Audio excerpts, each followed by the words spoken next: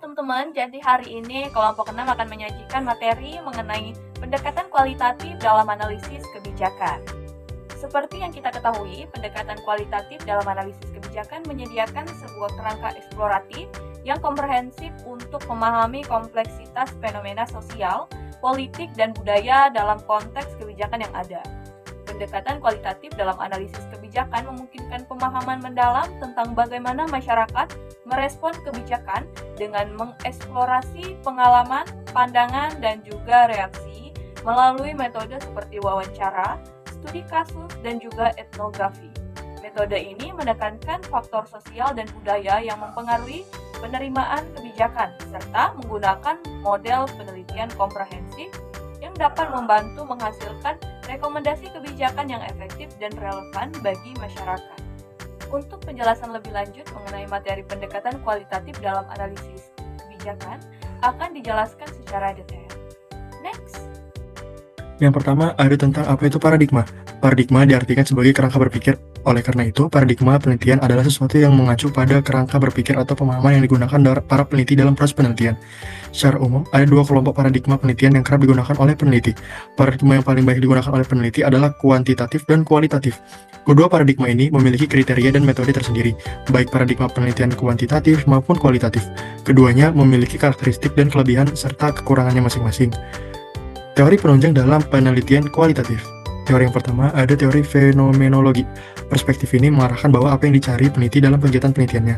Teori yang kedua ada hermeneutik. Hermeneutik mengarah pada penafsiran ekspresi yang penuh makna dan dilakukan dengan sengaja oleh manusia. Teori yang ketiga ada interaksi simbolik. Objek, situasi, orang, dan peristiwa tidak memiliki makna yang melekat. Makna tersebut terbentuk melalui interpretasi individu yang terlibat. Teori yang keempat ada etnometodologi.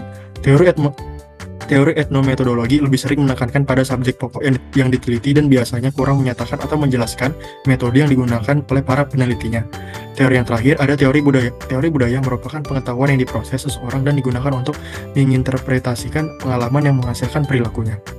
Desain penelitian kualitatif. Penelitian kualitatif adalah penelitian yang dilakukan dengan setting tertentu yang ada di dalam kehidupan real atau alamiah, dengan maksud menginvestigasi dan memahami fenomena, apa yang terjadi, mengapa terjadi, dan bagaimana terjadinya. Artinya, riset kualitatif berbasis pada konsep going exploring yang melibatkan in-depth and case-oriented study, atau sejumlah kasus. Penelitian kualitatif merupakan penelitian yang menggunakan latar alamiah dengan maksud penafsiran sebuah fenomena yang terjadi dan dilakukan dengan jalan melibatkan berbagai metode yang ada. Teknik pengumpulan data kualitatif. Metode pengumpulan data dalam penelitian kualitatif mencakup beberapa metode. Yang pertama adalah wawancara. Wawancara merupakan proses komunikasi atau interaksi untuk mengumpulkan informasi melalui tanya jawab antar peneliti dan informan atau subjek penelitian. Untuk memastikan wawancara berlangsung efektif, terdapat beberapa tahapan yang perlu dilalui, yaitu mengenalkan diri, menjelaskan maksud kedatangan, menjelaskan materi wawancara, dan mengajukan pertanyaan. Terdapat dua jenis wawancara, yaitu wawancara mendalam dan juga wawancara terarah. Metode yang kedua adalah observasi. Observasi adalah teknik pengumpulan data yang umumnya digunakan dalam penelitian kualitatif. Dalam Bangin 2007, pada halaman 115 sampai dengan 117 mengemukakan beberapa bentuk observasi, yaitu observasi partisipasi, observasi tidak terstruktur, dan juga observasi kelompok. Metode yang ketiga adalah dokumen. Informasi dapat diperoleh melalui dokumentasi seperti surat, catatan harian, arsip foto, hasil rapat, dan juga jurnal kegiatan. Metode yang terakhir adalah metode focus group discussion. Metode ini mengumpulkan data melalui diskusi terpusat. Dalam penelitian kualitatif, pengumpulan data dilakukan melalui berbagai macam teknik ataupun metode yang saling melengkapi. Yang pertama ada metode wawancara, observasi, dokumentasi, dan juga diskusi terfokus. Setiap teknik memiliki karakteristik dan tujuan berbeda, sehingga pemilihan metode harus disesuaikan dengan informasi yang ingin diperoleh dan fokus masalah penelitian. Teknik analisis data kualitatif. Analisis data kualitatif merupakan bagian integral dari penelitian kualitatif yang bertujuan untuk menginterpretasikan dan memahami data yang diperoleh melalui proses yang sistematis. Peneliti menemukan pola, tema, makna dari data, sehingga memungkinkan mereka untuk menarik kesimpulan yang mendalam. Ada beberapa macam dari teknik analisis data kualitatif. Yang pertama adalah analisis tematik. Salah satu teknik yang paling sering digunakan dalam analisis data kualitatif adalah analisis tematik. Teknik ini berfokus pada identifikasi. Analisis adalah analisis naratif. Teknik analisis naratif juga penting dalam penelitian kualitatif karena berfokus pada cerita atau narasi yang disampaikan oleh informan. Yang keempat adalah grounded theory. Pendekatan grounded theory menawarkan untuk mengembangkan teori yang muncul dari data itu sendiri. Yang keempat adalah analisis konten. Analisis konten adalah teknik yang digunakan untuk analisis teks, gambar, ataupun media lainnya. Yang kelima adalah analisis fenomenologis. Analisis ini berfokus pada pengalaman subjek informan. Pemilihan data kualitatif, teknik analisis yang tepat sangat bergantung pada tujuan penelitian, jenis data yang dikumpulkan, dan juga konteks penelitian, sehingga setiap teknik memiliki kelebihan dan kekurangan. Sehingga peneliti perlu mempertimbangkan pendekatan yang paling sesuai untuk menjawab pertanyaan penelitian mereka. Dengan pemahaman yang baik tentang berbagai macam teknik analisis ini, peneliti dapat menghasilkan temuan yang lebih mendalam dan bermakna.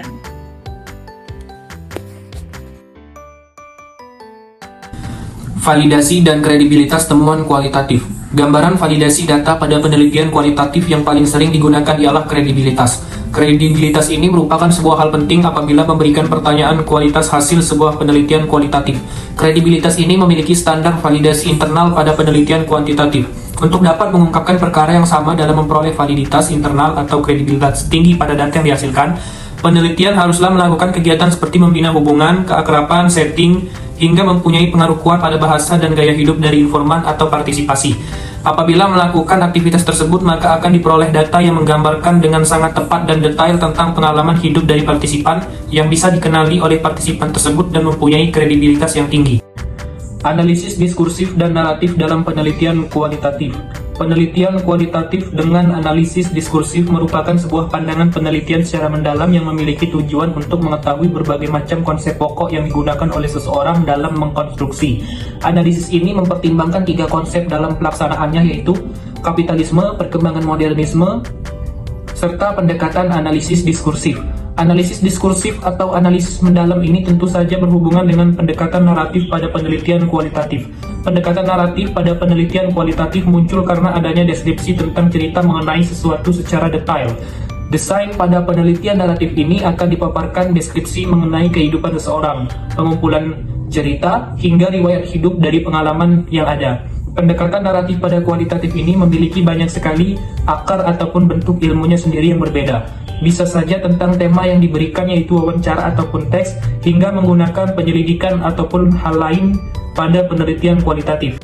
Studi kasus dalam penelitian kualitatif.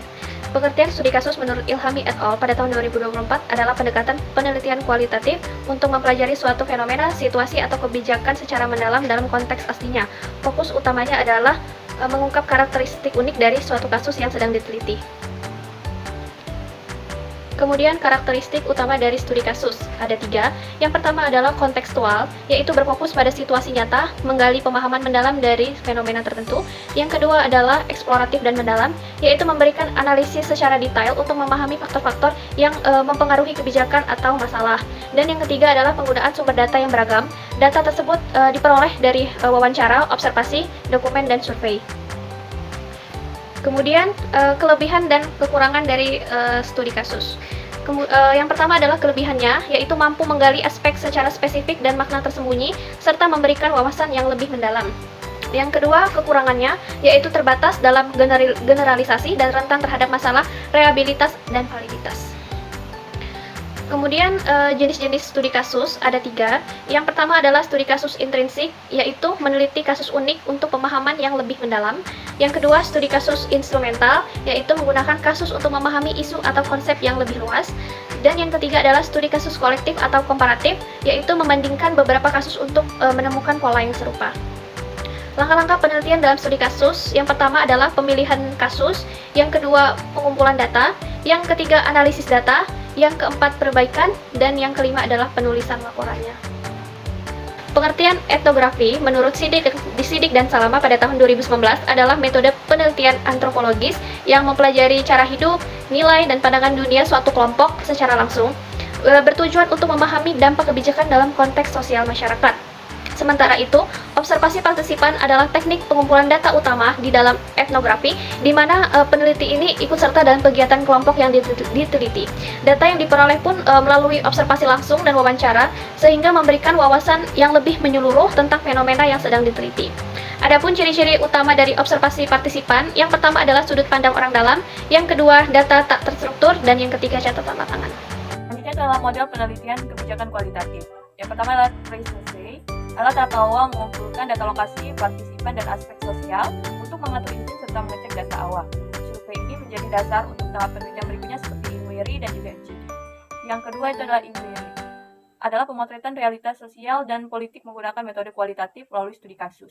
Alat penelitian mencakup observasi partisipatif, wawancara, dan pengumpulan dokumen. Dengan validitas data dijamin melalui triannualisasi dan juga saturasi. Kemudian Clear Lab FGD 1 ada perumusan masalah kebijakan. Diskusi ini untuk merumuskan masalah kebijakan berdasarkan hasil observasi sosial dan juga politik, termasuk identifikasi dan perincian isu, serta penyusunan draft kebijakan alternatif. Selanjutnya adalah FGD 2 atau peramalan implementasi kebijakan. Diskusi yang bertujuan untuk mengevaluasi dan juga memilih opsi kebijakan paling efektif untuk melibatkan ahli dalam prediksi, implementasi, dan pemilihan solusi yang terbaik. Kemudian yang terakhir adalah rekomendasi kebijakan. Dalam model Tohati menghasilkan rekomendasi kebijakan menyeluruh dan berjangka panjang untuk mempertimbangkan pandangan sosial dan politik serta memastikan relevansi dan juga dampak positif bagi masyarakat. Yang itu adalah pelaporan dan interpretasi temuan kualitatif. Analisis kualitatif dimulai dengan mengorganisir data seperti transkrip, wawancara, dan juga catatan observasi untuk menemukan tema utama dan kategori yang terkait. Data kemudian dikodekan ke dalam kategori yang sesuai dengan tujuan penelitian, baik menggunakan kategori yang baru atau yang ada di dalam literatur. Melalui konvergensi dan divergensi, penelitian mengelompokkan data serupa dan memisahkan yang berbeda untuk analisis yang mendalam. Setelah kategori ditetapkan, interpretasi dilakukan dengan mengevaluasi hubungan antar kategori untuk menjawab pertanyaan penelitian dan memahami fenomena secara komprehensif. Lalu hasilnya akan memberikan perspektif mendalam yang terkait dengan teori yang juga akan berkaitan. Kemudian untuk studi kualitatif ini menganalisis pandangan tentang peran orang tua dengan mengelompokkan tema dari wawancara dan observasi seperti akuntabilitas, kepemimpinan, dan dukungan emosional seperti pada gambar di layar. Hasilnya akan menunjukkan bahwa responden menganggap peran orang tua penting, tidak hanya sebagai penyediaan finansial, tapi juga sebagai panduan moral dan juga emosional yang membentuk karakter anak. Analisis ini sebagai studi kasus akan memperdalam pemahaman tentang nilai keluarga dan peran orang tua dalam stabilitas emosional anak sesuai dengan teori kesejahteraan sosial.